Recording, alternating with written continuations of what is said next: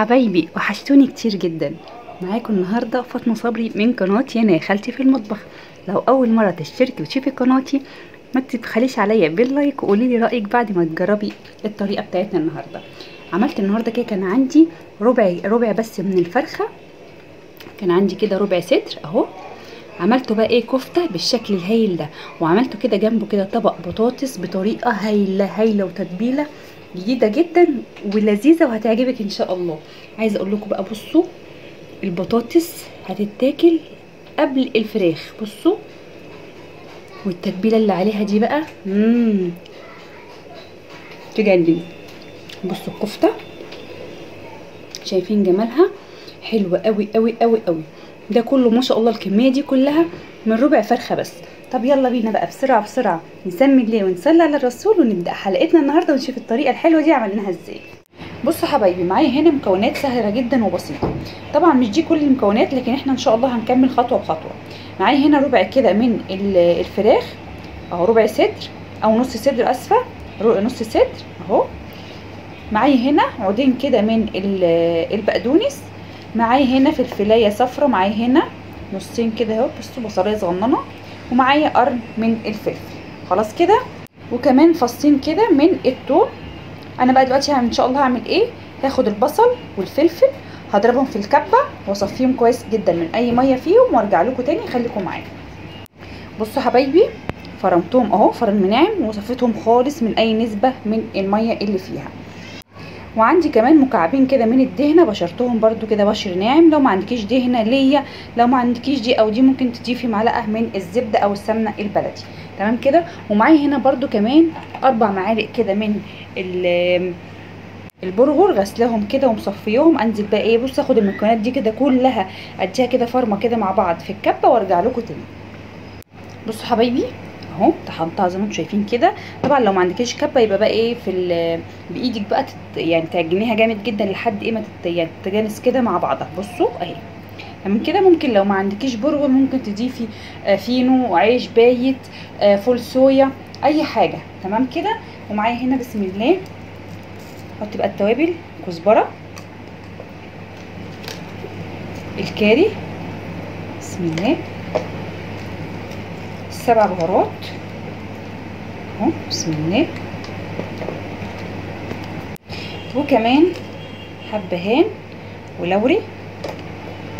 وهنضيف كده رشه كده من الكبيبه الصيني، ورشه من القرفه، وفلفل اسمر اهو، بسم الله. والجديد بقى بتاعنا نحط كده ايه معلقه كده من التوابل دي، توابل ماجي حلوه قوي قوي، توابل كفته بس برضو بتدي معايا تست حلو. انا هحط بس ايه حوالي كده ايه معلقه كبيره، لان انا معايا يعني نص الصدر فراخ زي ما انتم عارفين، فمش كتير، فانا مش هحط الكيس كله، تمام كده. طب لو ما عندكمش يبقى استكفوا بالتوابل اللي احنا حطيناها وضيفوا معاهم مكعب من المرق، هيديكي برضو نفس النتيجه. احط بقى بسم الله كده معلقه كده من النشا، ومعلقه كمان يعني معلقتين صغيرين من النشا، ومعلقه صغيره كده ممسوحه من السكر عشان تديني طعم حلو وكمان تديني لون حلو وانا بسوي الفراخ. هعجن بقى كده بايدي بسم الله كده، اللهم بارك، الكفته بتاعتي كده كويس جدا. وطبعا ايه الملح بتاعنا متظبط، لان التوابل بتاعت ماجي دي بيبقى فيها ملح، فانت بقى لو ما حطيتيش توابل ماجي تدوقيها بقى تشوفي هي محتاجه ملح قد ايه وتقرري هتزودي قد ايه. عجنها بقى كده كويس جدا بايدي. بصوا دقتها لقيتها محتاجه رشه من الملح، حطيت لها كده رشه من الملح، وهضيف لها كمان رشه كده من بلح جوز الطيب، رشه كده بسيطه.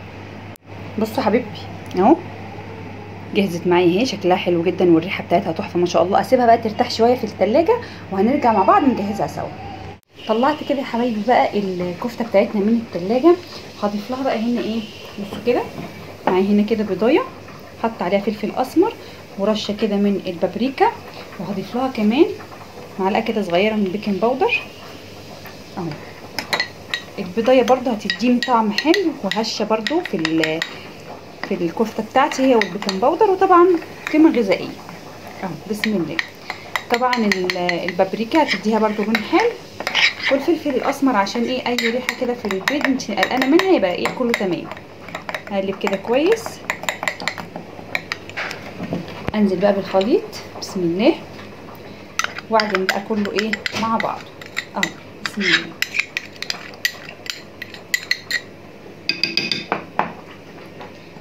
بسم الله اللهم بارك. يعني كده كويس كده حبايبي. قلبت الكفته كلها مع بعضها. هنا بقى معايا ايه الميه بتاعه البصل والخضار اللي احنا عملنا بيه الكفته، زودت كده عليهم كده معلقتين من الزيت عشان يديني كده لمعه حلوه وطعم حلو. هاخد بقى ايه، عندك بقى اي معلقه اي حاجه مثلا زي كده شفاطه زي كده، عندك سيخ تمام. بسم الله ابل بس ايدي كده بسم الله اللهم بارك اهو، واخد بقى القطعه اللي انت محتاجاها شايفين اهو، واصبع كده. ومعايا بقى ممكن نعملها على وش البوتاجاز، ممكن نعملها على الفرن اهو. ومعايا هنا بسم الله الصينيه اللي انا ان شاء الله هدخلها الفرن. بصوا اهي شايفين ما شاء الله شكلها تحفه. نعمل كده ونسمي الله كده ايه ونرصها. هعمل بقى ان شاء الله الكميه كلها بنفس الشكل كده. وطبعا قلت لك عايزه تكبري الصباع او تصغريه اللي يناسبك اهو بسم الله. شايفين ما شاء الله شكلها عسل اهو بسم الله. شدي كده ونرص معانا في الصينيه. هعمل بقى ان شاء الله الكميه كلها بنفس الشكل. بصوا حبايبي ما شاء الله خلصتها اهي، عملت ما شاء الله معايا 10 صوابع زي ما انتم شايفين كده اهو. والحجم بتاعهم ما شاء الله وسط، يعني مش صغير قوي مش كبير قوي تمام كده. وطبعا الميه بتاعتنا دي وهي بقى في الفرن هدخلها طبعا على درجه حراره عاليه في الشبكه اللي في النص. اهم حاجه تكون على درجه حراره عاليه عشان ما تنزلش السوائل اللي فيها تمام كده. وان شاء الله لو احتاجت ان انا اولع عليها الشوايه تمام، ما احتاجتش خلاص. وبعدين وانا هي بتستوي ادهنها بقى من الميه بتاعتنا الحلوه الصوص الحلو ده عشان يدي معايا اللمعه ولون حلو. خليكم معايا ان شاء الله عشان نشوف هيبقى شكلها النهائي. خليكم معايا. بصوا بقى يا حبايبي باقي الصوص اللي عندي دوت اللي احنا طلعناه من الخضار، الميه بتاعت الخضار. هعمل ايه دلوقتي فيه؟ بصوا بسم الله. حط كده ايه فصين كده توم تمام. هنحط كمان معلقه كده من الكاري، وكمان رشه من حبهان واللوري، كزبره ناشفه، رشه كده من الفلفل الاسمر مش كتير يعني اهو بس كده. ونضيف كمان الكمون، وكمان لو بتحب الحاجه السبايسي ممكن نحط رشه كده من الشطه.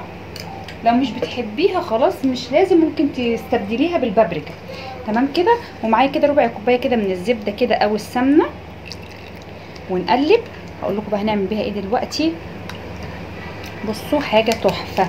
وهنحط كمان مكعب مرق وده اختياري اهو، واقلب كده كويس. ولو عندك بقى ايه شويه كده من التتبيله بتاعه الكفته بتاعه ماجي اللي احنا كنا عاملينها ممكن تضيفي شويه عليها كمان تمام. معايا هنا بقى بصوا انا سلقه بطاطس ومقطعه كده التقطيعه اللي انت ايه تحبيها واللي ايه اللي يناسبك يعني. بصوا مستويه ما شاء الله خالص اهي شايفين. هدهنها بقى كده وادخلها بقى الفرن تتشمع كده وتاخد بقى ايه طعم صوص القمر اللي احنا عاملينه ده، ونقدمها ان شاء الله مع الفراخ. عايزه اقول لك اللي انت باذن الله هتاكليها قبل الفراخ كمان، بتبقى طعمه قوي قوي وطعمها يجنن ما شاء الله تبارك الله اهو. بصوا ممكن بقى لو حابين تقطعوا معاها جزر او فلفل وبرده تتشوي برده معاها برده في قلب الفرن برده ياخد نفس الصوص دوت، وتشوي معاها برده يبقى طعمها برده لذيذ جدا وظريف. عندك بقى توم بودره بصل بودره وحبه تضيفيهم تمام اهو. بصوا ويا سلام بقى لو عندك بقى شويه كده بقدونس مجفف او شبت برده هيديها طعم حلو. او بس انا الحقيقه مش عندي فخلاص انا استكفيت بالتتبيله اللي احنا عملناها دي اهو. بصوا الباقي كده ننزل كده بيه عشان تتشرب كده ايه من الصوص الحلو ده اهو ما شاء الله. حطها بقى كده مع الكفته على درجه برده حراره عاليه تتشمع كده واوريها. طب لو احنا بقى ما عندناش الصوص اللي احنا عملنا بيه دوت مكان الخضار هنعمل ايه بقى؟ هنجيب كده فلفلايه حمراء تمام ومع فصين من الثوم وابشرهم بشر ناعم جدا او لو هضربه في الكبه، واخد بقى ايه اللي احنا عملناه ده وادهن بيه بقى مع الزبده كده ومعلقتين الزيت والتوابل وادهن بيه البطاطس بتاعتي تمام.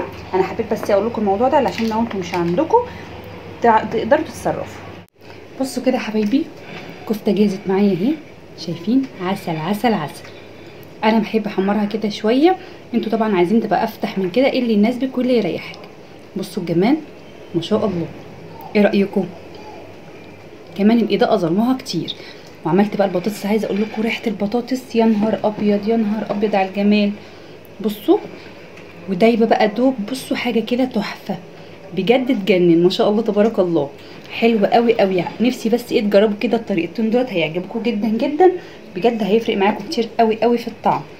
يا رب بقى يكون الفيديو النهارده عجبكم، ولو عجبكم بقى الفيديو النهارده ما تنسونيش الاشتراك في القناه وتفعيل الجرس واللايك. والسلام عليكم ورحمه الله وبركاته.